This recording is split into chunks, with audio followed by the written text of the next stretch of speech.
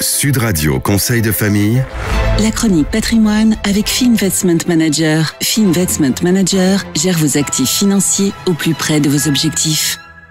Vous aider à gérer au mieux votre patrimoine, c'est tout ce qui nous intéresse, c'est toute la raison d'être des conseils de famille sur Sud Radio, les conseils avisés d'un professionnel reconnu, ceux de Stéphane Moller. Bonjour Stéphane. Bonjour Olivier Daudet. Vous êtes le fondateur, rappelons-le, fondateur et directeur de Via Wealth Management, la gestion de patrimoine, c'est le cœur de votre métier. Alors tenez, aujourd'hui on va parler immobilier, ça passionne celles et ceux qui nous écoutent.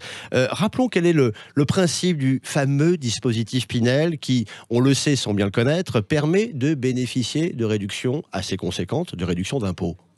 En fait, le principe du Pinel est simple. Il vise à mettre sur le marché des appartements neufs dont le loyer est modéré, souvent 20% en dessous du prix du marché, selon un principe de zonage spécifique en fonction des zones géographiques dans lesquelles on investit. Et en compensation de ce loyer modéré, l'investisseur reçoit un complément de revenu sous la forme d'une réduction d'impôt qui finalement constitue un très bon complément de revenu. Oui, j'entends bien. Alors pour quel avantage, quels autres avantages peut-être aussi ? En fait, cette réduction d'impôt, l'avantage, c'est qu'elle est certaine, elle est non soumise à charge de gestion locative, elle est non soumise à carence locative et elle est non soumise à fiscalité. Donc c'est vraiment un très très bon complément de revenu. Quels sont les critères de choix de ces biens immobiliers ? C'est beaucoup de bon sens, comme d'habitude. Mais ça, vous maîtrisez, ça. Le promoteur immobilier est très important. La zone, l'emplacement, on dit toujours que l'immobilier est une problématique d'emplacement. L'emplacement.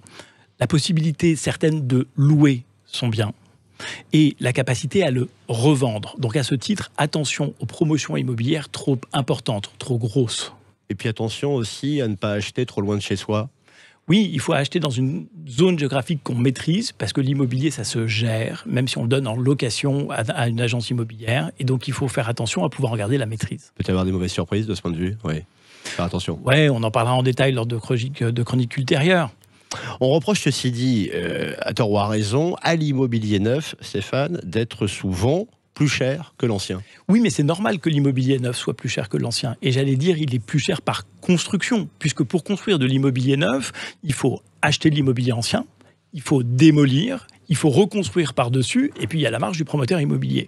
Donc, à ce titre, il est parfaitement légitime que l'immobilier neuf soit plus cher que l'immobilier ancien. Dernière question, à quel prix est-il acceptable, raisonnable d'acheter de l'immobilier neuf ? On a coutume de dire entre 15 et 20% plus cher que l'immobilier ancien. Et c'est compensé par plusieurs facteurs. Un, par le fait que les frais de notaire sont réduits pour l'immobilier neuf, que j'ai moins de charges à l'exploitation et à l'entretien de l'immobilier neuf, et puis que d'imaginer que ce surcoût va être compensé par l'inflation dans ma période de détention. Donc en fait, le prix de l'immobilier ancien va progressivement rattraper le prix de mon immobilier neuf, ce qui va pouvoir me permettre de le revendre au prix du marché. Tout ça est assez intuitif. Oui, il faut juste jamais se départir de son bon sens. Merci Stéphane Moller de le rappeler. Conseil de famille revient lundi.